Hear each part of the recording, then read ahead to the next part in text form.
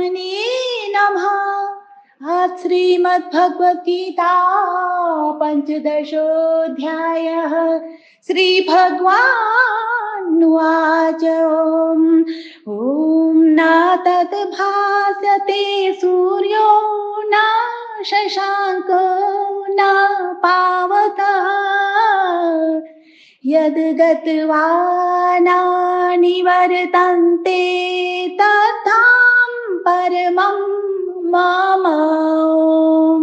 कुरुक्षेत्र में उपस्थित महान योगेश्वर श्री कृष्ण भगवान कपिध्वज अर्जुन को अब उस स्वयं प्रकाशमयी अव्यक्त नामक अविनाशी अक्षर के माध्यम से मिलने वाली या प्राप्त होने वाली अति उत्तम गति स्वरूप परम धाम का वर्णन करते हुए इस प्रकार कहते हैं कि हे निष्पाप अर्जुन, जिस परम पद को प्राप्त होकर मनुष्य लौटकर या पीछे संसार में नहीं आते हैं, उस स्वयं प्रकाश परम पद को न सूर्य प्रकाशित कर सकता है, न चंद्रमा और न अग्नि ही, वही मेरा परम धाम है। यहाँ पर योगेश्वर श्री कृष्ण भगवान परम धाम का अर्थ समझाते हुए इस प्रकार कह रहे हैं कि जो वह अव्यक्त अक्षर ऐसे कहा गया है, उसी अक्षर नामक अव्यक्त भाव को परम गति कहते हैं तथा जिस सनातन अव्यक्त भाव को प्राप्त होकर मनुष्य पीछे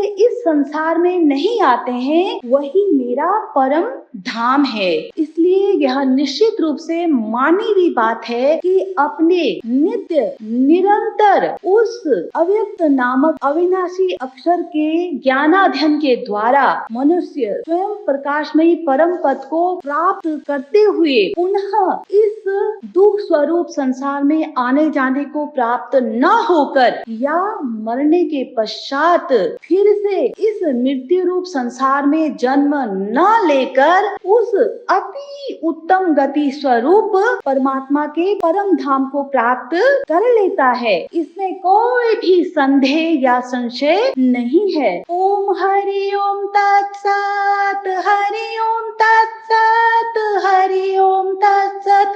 ओम शांति शांति शांति।